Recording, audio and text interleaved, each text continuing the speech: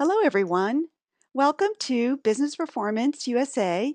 This is our weekly webinar, and we're so glad to have Emily Shoot back to talk about creating your culture for your full team engagement. And we look forward to this talk today. Business Performance USA produces weekly webinars on Tuesday at noon Central to provide business insights on a variety of topics important to business professionals. We are a voluntary association and we provide online business information exchanges, and you can become a member anytime and meet people from across the United States who are engaged in business conversations on topics such as what we present here every Tuesday. And be sure to go to businessperformanceusa.org and sign up as a member. And then you can participate in any of the conversations as well as look at all of our many webinars that we have made available to you across these Tuesdays. In fact, we are about to hit our 1 year anniversary, and we're really happy and very thankful to all of the great executive presenters that have been part of this series. So today, again, create your culture for full team engagement. I want to introduce myself. I'm Cynthia Stewart, and I'll be your host today. I'm managing partner for Evermore Services, and we also have your presenter is Emily Shoup, as I said earlier. Now, just so you know, you can always ask questions. So as you listen to Emily, if things come up, go ahead and use your question feature on your control board there for GoToMeeting, and I'll be watching those, and we can insert those questions as Emily proceeds at the time that's appropriate. If you have any questions, just write this down, Cynthia at businessperformanceusa.org, about anything specific in your workplace, and we have a League of Volunteers executives who can help answer those questions for you. And also keep in mind that you can watch our on-demand webinars anytime on the site businessperformanceusa.org and check us out on YouTube as well. So let's talk about Emily. Emily started her career working in a large corporation and working with universities as a network engineer. And she grew to become a manager of network engineers and later as assistant director of technology before she founded her company a little over 3 years ago. She's owner of Shoup Training and Consulting, which is a training and business consulting firm. Over the course of her career, Emily realized that people were her passion, and she began to focus her efforts on developing not only her own people skills, but those of others around her as well. And as a speaker, a coach, an entrepreneur, she has created Central Illinois' premier team building event that she titled Operation Our Town, and in addition offers popular programs such as Lead Any Team and the Shoup Shift 6 Gears to revolutionize your culture, team, and leadership. Over the past few years, Emily has received the honor of being asked to contribute her writings to ManagingAmericans.com and The Unstoppable Woman's Guide to Emotional Well-Being, as well as being asked to speak at leading events in her state and beyond. And you'll find her insightful, engaging, and very energetic. So with that, I'd like to go ahead and pass the screen over and let her get started. Let me change to you, Emily. Okay. And I'll let you know when we see your screen. Be sure and share it with us. Ah, very good. I see it well. Okay, Emily, I'm going to let you take it away. And I'm going to go ahead and mute now. Okay. Can you hear me? Why, yes, we hear you well. Okay, good. I want to make sure because it said everything was muted and I got nervous for a second there. Didn't want to talk for an hour to myself and wonder what happened. Well, welcome everyone to the Create Your Culture for Full Team Engagement webinar here. We're going to dive in and talk about 3 simple ways to really address and improve not only the awareness of what engagement is and what a culture is in your team environment, but also understanding how people can all play a role in that. We're just going to go over 3 super simple ways to get you guys started on that. And so what I want to start with here is having you think about for a second that when leaders focus on a great culture in their work environment, there is an automatic increase in productivity, loyalty, and engagement. And a lot of times when I'm out there meeting with different businesses, they ask me how can they increase productivity? How can they get it so that people are loyal in a time where most people are starting to have 5 to 10 jobs on average throughout the course of their career? How can they get some loyalty so that whatever they invest into those people, they get to see the return on that investment? And how can they get that engagement level up where they know they have people that are doing a good job, that are working hard, but they're also know that they have people that are just kind of getting by. They're clocking in and they're clocking out. There's not as much more thought put into what they're doing. There's not much more effort. There's not a lot of innovation. The job is getting done, and so it's okay, but it's not great. They wouldn't say that they had a highly engaged team. And so when people ask me about that, I ask them about their culture and what it looks like and what it feels like to work where they work and work in their environment. And it's always interesting to see how different people define their culture differently. And for me, it's that vibe when you walk in. Everyone kind of gets that sense when they walk in. That's where your culture starts. So you can tell if a place is really fun, or you can tell if a place is really creative, or you can tell if it is a really strict rule following place, which there is a time and a place for that too. I wouldn't want people who handle my money to be goofing around with it, and throwing it around in the air. So really you can tell the culture just right from that vibe when you walk into the room. And then there's some more stuff that we're going to go into that finishes defining the culture, but that's where I'd like you to start thinking. Just what's that vibe? And so out there working with my clients and talking with people on culture, there's a lot of frustration over how much time they have to work on things that they want to get done, how much time it takes to get everything done. Everybody has an extremely long to-do list and has to make more widgets than ever with less resources than ever. And so they're always asking me when is the best time to work on the culture, or how should they incorporate that. And it's really, when it comes to your culture, you have to work on it every day, because it's there every day, whether or not you work on it. I've had plenty of people say, oh, all this stuff that you've been teaching us about culture, that sounds great. We should start to incorporate it. Maybe you could come back in 6 months and we could work on our culture then. Or how about next year? How about you give me a call next year and we'll work on our culture then? We don't like the way it is now, but a year from now, we'll start working on it. And I always hesitate to walk away from that, because you got to realize you have a culture, whether you like it or not. It's there every day. So the best time to work on it is every day. And so that's why I wanted to start with you guys today, to get you thinking about it. And this isn't something that we're going to create a long, massive plan, although you can. There's a lot more that can be done, but you can do things every day that are super simple that build up your work culture. And the first step when it comes to your culture is to be intentional. You've got to be intentional about what you want it to look like. There was one organization I was working with, and the whole environment was very much in that stick it to the man mentality. And I found it very frustrating to be in that environment, because it's kind of contagious. Your culture can be contagious.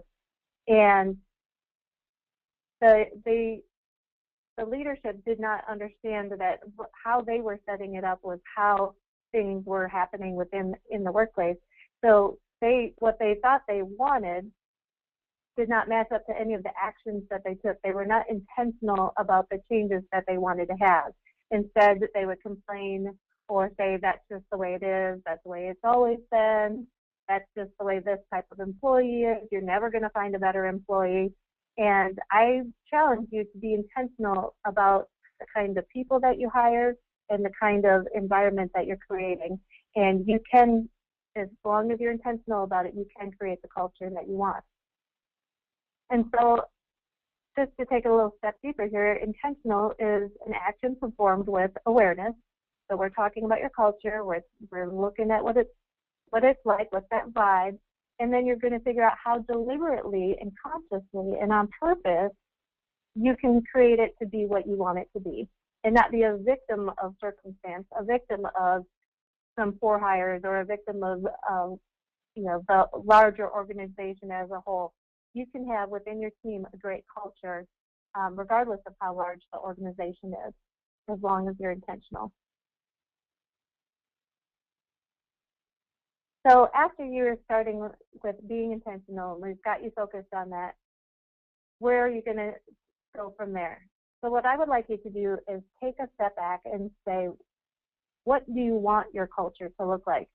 So in that place that I referenced before, where they had a very stick it to the man mentality, what did they want it to look like instead of accepting what it did look like?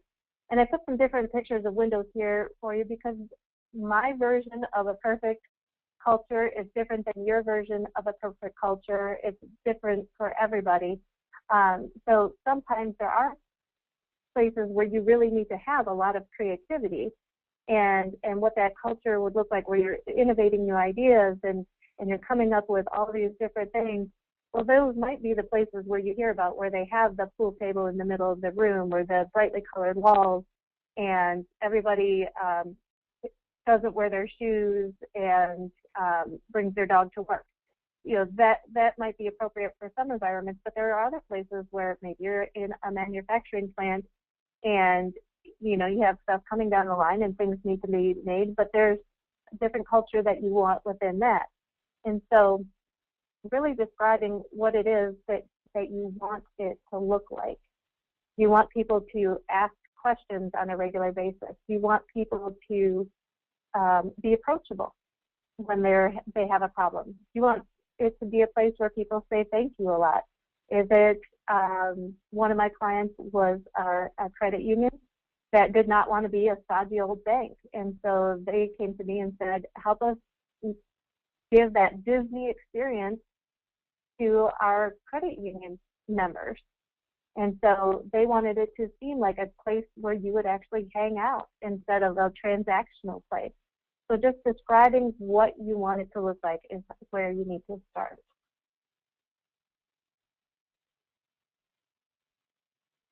And because we can get caught up in trying to describe a place that doesn't necessarily make sense for the work that we're doing, I threw some words out here for you to look at and think about where they fit in your organization. Again, innovation and creativity are really important in some environments, but not in others necessarily.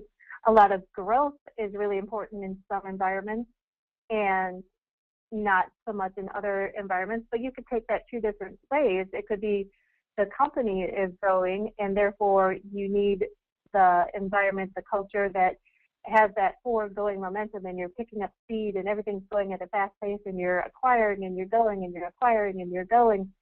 There's that kind of growth. Or it could be the kind of place where, based on your clients, you're small and you're not adding multiple facilities or multiple teams, but the individual growth is high. So somebody might come in as an entry-level position and have the opportunity to grow into a CEO based on the career path that is involved there. There's a local company that I've worked with that over time, the company has created, or they have acquired multiple other smaller companies. So as long as you get in one company in that organization, one of the things they pride themselves on is that they try to always look at it as a whole and promote from within. So even though you may work for this small business over here, as long as it's owned by the overall parent company, you can hop around between the businesses and move up the ranks. And so that's the kind of growth that they offer within a very small, probably 150 person overall company, but each business within itself is only 20 people or so. So different ways to look at it.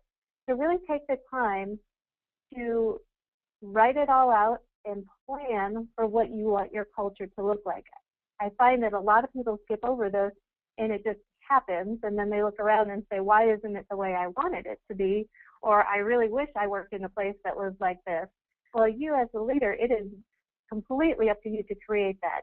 And even if you're in a larger organization, you can create that within your own team as long as you are intentional and you know what you want it to look like. Emily, Emily, Yes.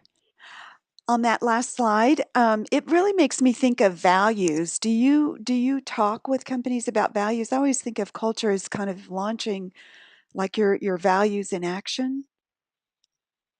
I just Yes. wonder. Yes. Absolutely. And that's another place where usually when I start working with the client, we talk about with them what the business is all about and why is it there, and then go into why is that important and flushing out those values. And then from there, you can see where the culture fits with that, where if it's very important for everybody to have that ability to grow, usually that's in their values. They're trying to help grow the community. There's certain, investments within the community as a whole that they have that's usually high within their value system. Absolutely. Thanks for that. The interesting thing that just made me think of, a lot of people get caught up in wanting, um, thinking there is a perfect culture and therefore we should all strive to have the exact same culture. But you're right, if you're looking at what you value as an organization and your mission and your vision and how all that fits in, or even within your team, when I managed an IT team that was completely separate from we weren't completely separate. We were a part of a bigger whole. I could not change the academic institution that I was a manager in, but I could have a very set culture within my team. And within my team, we valued open communication and lots of information flowing. But within a large academic setting, that tends to be very hard, which is kind of ironic because it's all about teaching, but it's hard to get information to flow. It's just a very, very political place to be. And at least it was in the environment that I was in. And so I could value high communication within my team, and I could create an environment in which information flowed very freely from me to my team and within my team, and have that be a crucial part of our team culture, regardless of the whole organization as well.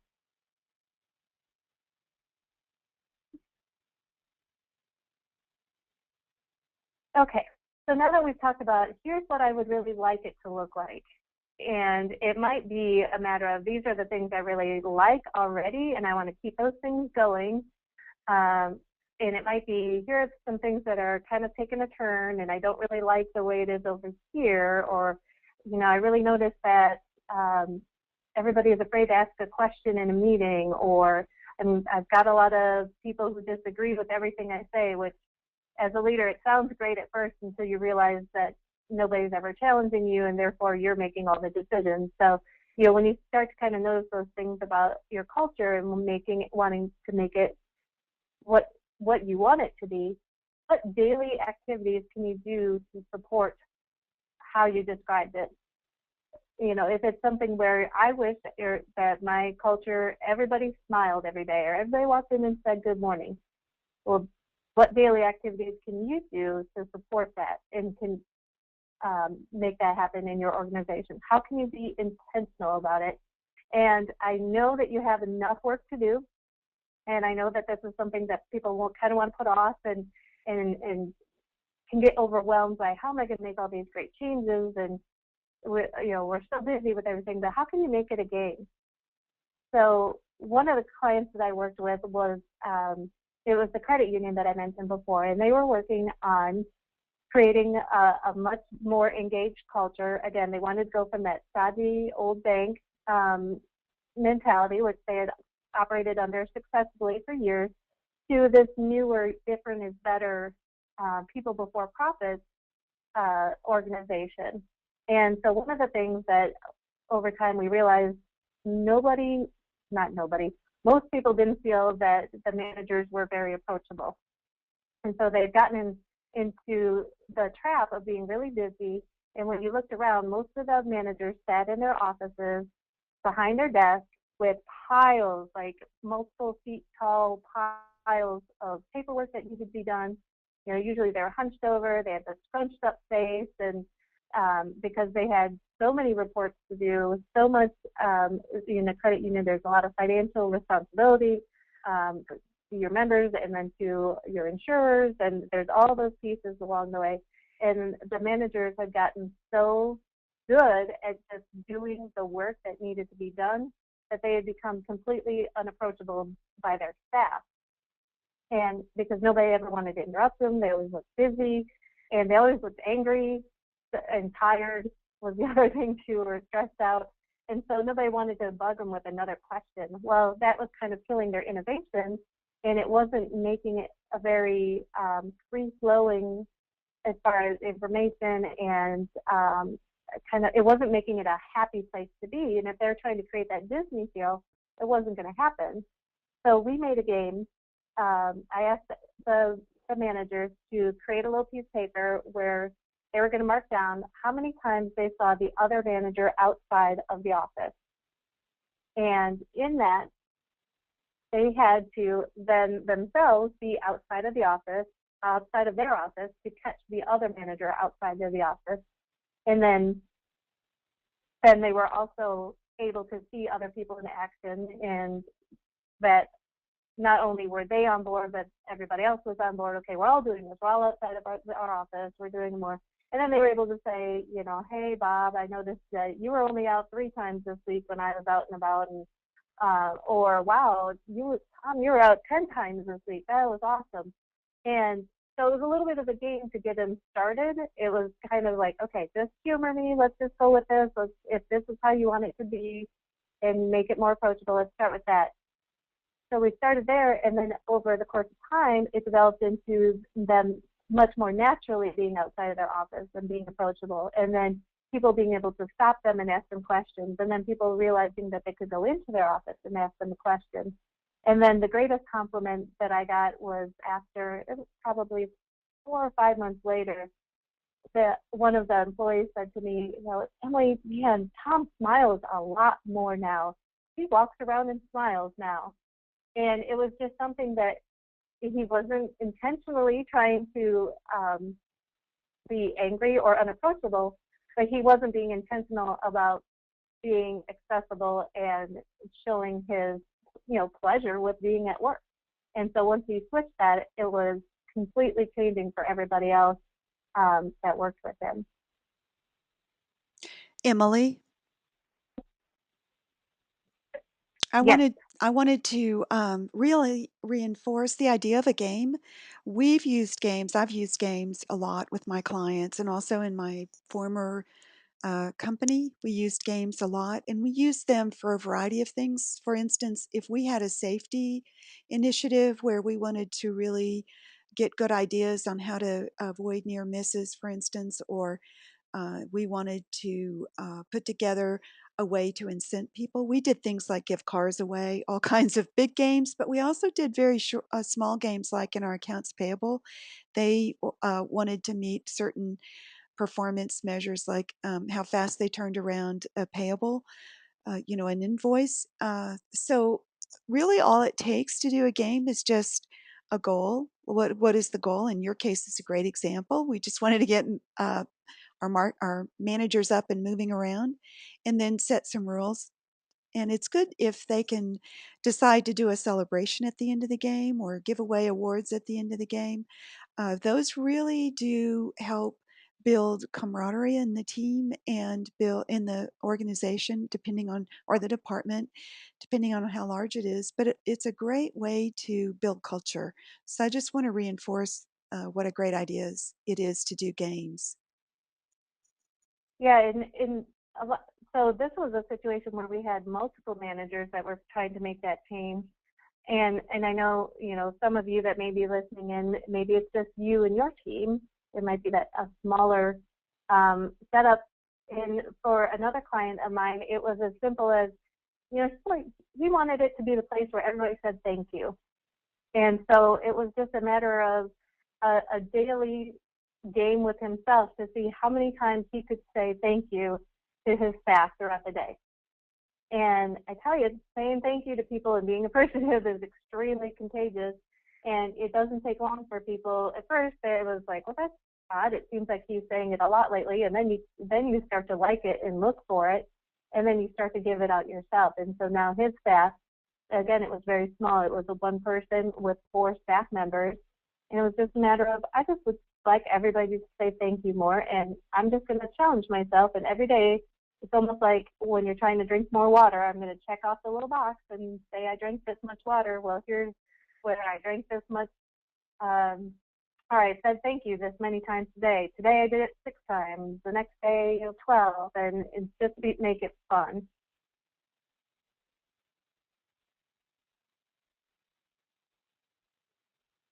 Okay, so the next thing that I would like you to look at is involving your team. So you've painted the picture, you've decided this is what I want my culture to look like, this is what I want to see things, how I want things to be happening. And then I'd like you to ask your team. Ask them what they think about what you're talking about and get them involved in deciding, what's possible, what's not possible, what games you could be creating to make it happen, and really see with the people that you have already if your values of what you think is important in the culture are really matching up. If they're not matching up, then it'll give you a different opportunity. But if they are matching up, then ask them, how can I make this happen? Then how can we as a team get on board with this? And this is where, with the management team, we pulled it together and found different ways for everybody to work on it together. But again, I think that if, as a leader, we can get stuck in the thought that we need to do it all ourselves, and really, it does take everybody. It takes you as a leader being intentional and having the culture that you desire, but it's going to take everybody doing the work over the long run for it to be that way. And I've watched companies that really embrace having a great culture, and they'll turn around and that's what those employees are then selling to their friends and family and people that they run into. Oh, you have to check out this IT company I'm working for because their culture is amazing. With the credit union that I was working with, they had employees that were really good employees that had left, and then as the culture changed and got to where they wanted it, the people that stayed were reaching out to the other people, and so now those good people want to come back.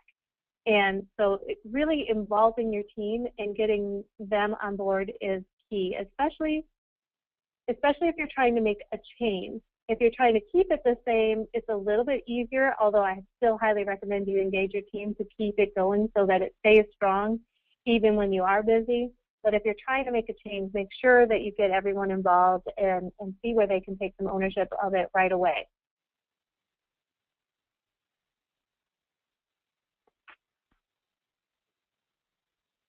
Oh, sorry, I had one more thing. I thought I had one more slide, but I guess I don't have a slide on there. So when you're involving your team, by involving them, the one little trick there to remember is that if you ask for ideas on how to increase that engagement and keep everybody involved and create the thank you, environment, or the environment that asks questions, make sure that you as the leader continue to follow through on it. I've seen times before where I've been brought in and people are like, yeah, we tried to do this whole culture thing before and nothing ever happened. And unfortunately, if you don't follow through on it, as a leader, everybody's watching you, and if you don't follow through, basically everybody's waiting to make sure that it's safe and that things are going to stay this way so that they can really step into it and feel comfortable. And if they think there's any chance that you're going to not follow through, they're going to hold back and not jump on board completely. And then if you do happen to drop the ball, then you'll tend to lose them further than had you never tried in the first place.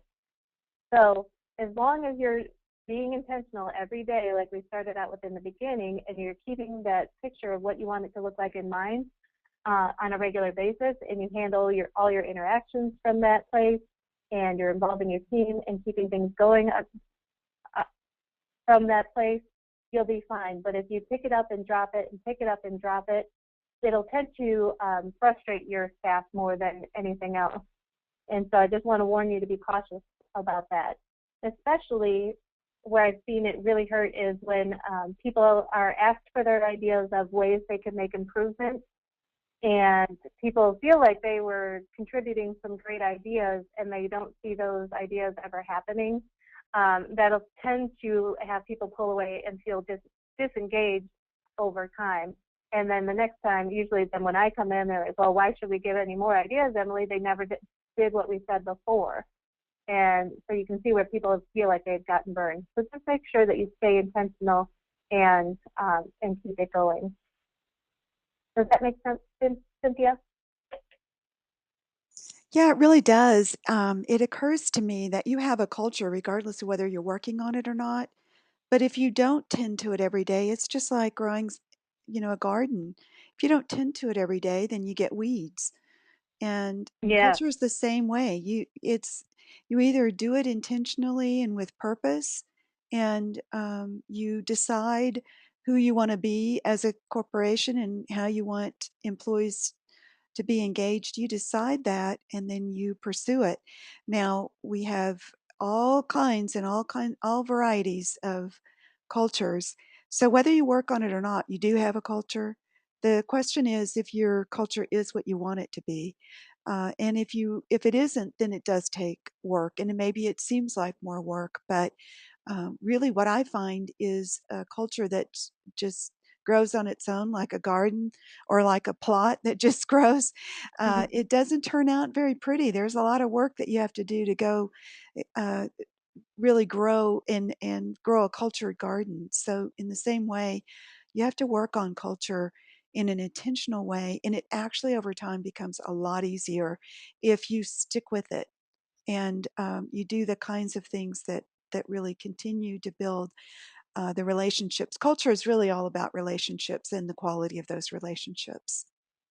Mhm. Yeah, I like the gardening analogy. I don't garden, and that's probably why, because I plant something and like give it a year's worth of water and expect it to survive all the heat and extremes and everything. But it's so true because uh, you, when you're trying to then go back and weed everything, then you have to look at every plant and say, is this, basically you're looking at each person, is it this person the problem, or is it this person, or is it this, or is it that? And really, had we been using all the good stuff all along, they probably would have grown just fine.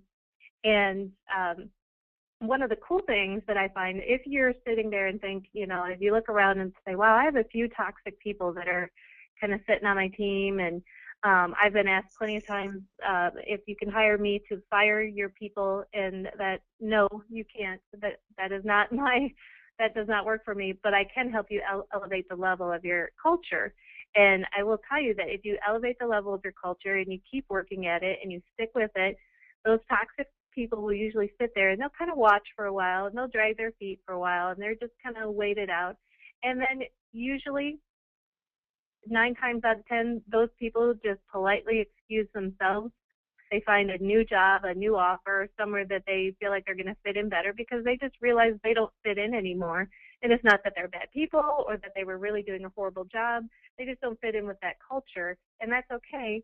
And now they're able to move on to somewhere else where they can be more of a service, and your team will be happier and more productive and more engaged without them there anyway. So it's a kind of a natural selection for the weeds if you do take the time to be intentional about your culture.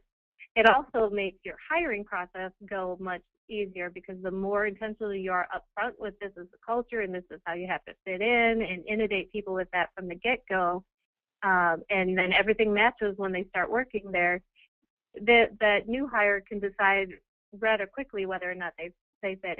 If we're fast-paced, highly hands-on, we're really involved in what each other other is doing. The person who likes to go at a slow, steady pace that wants to be left alone isn't going to take that job. They're just not going to fit in. So it can do wonders for your whole organization. The hard part is just remembering, just like you were saying, that watering and working on it every day going forward.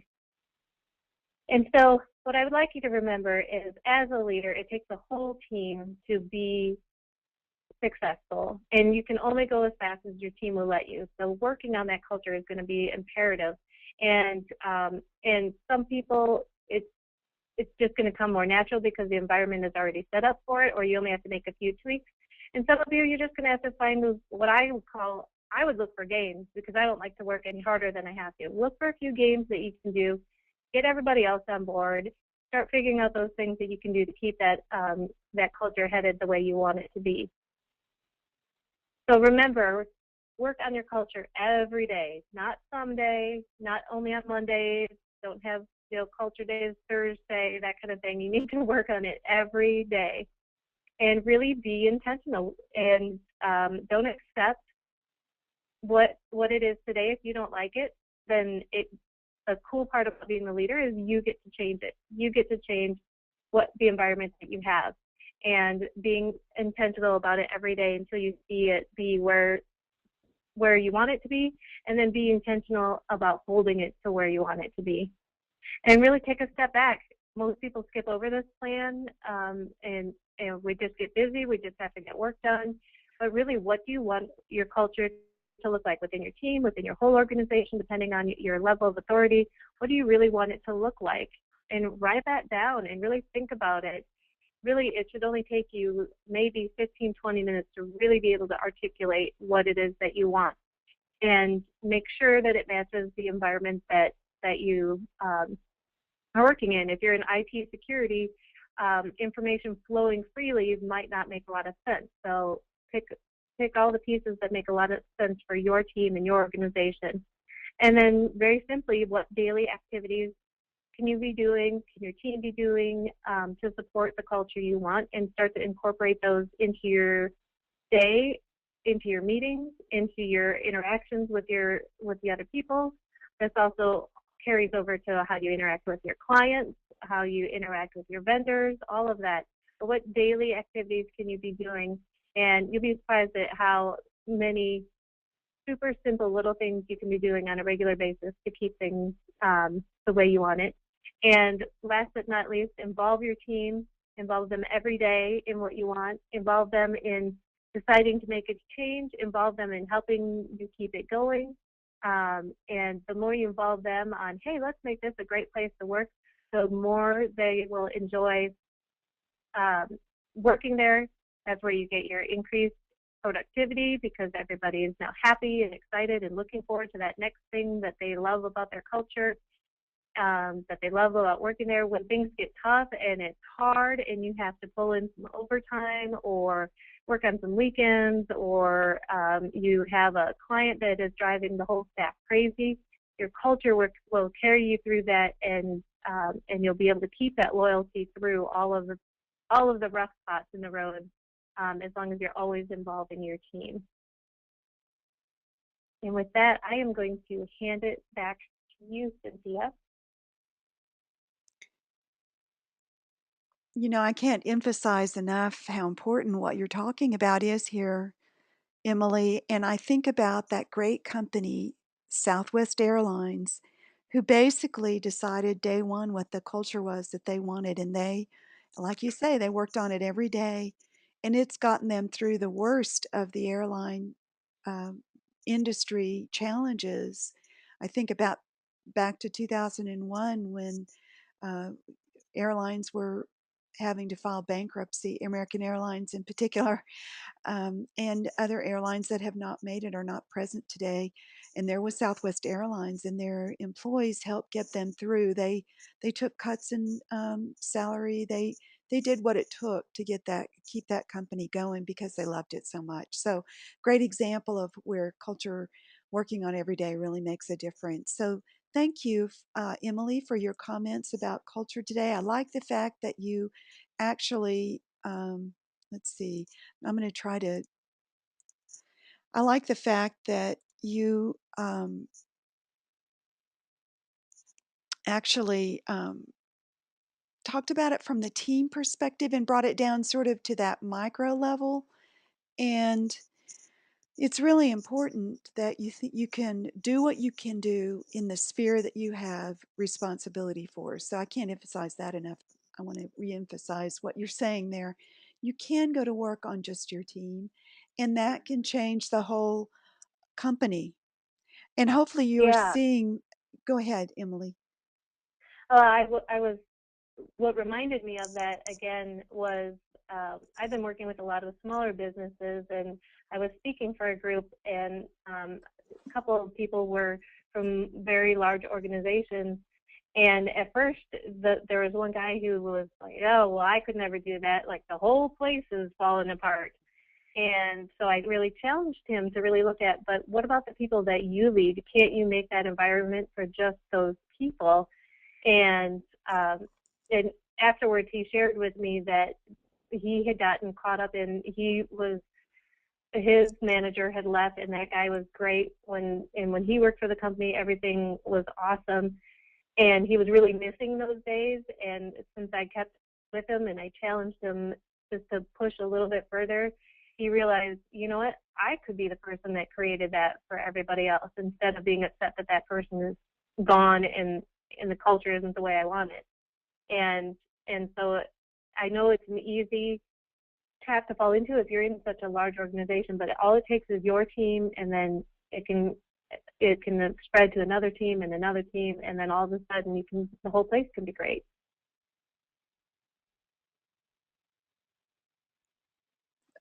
I'm hearing that I don't have screen. Let me try again. I'm trying to make sure that I get the right screen going here.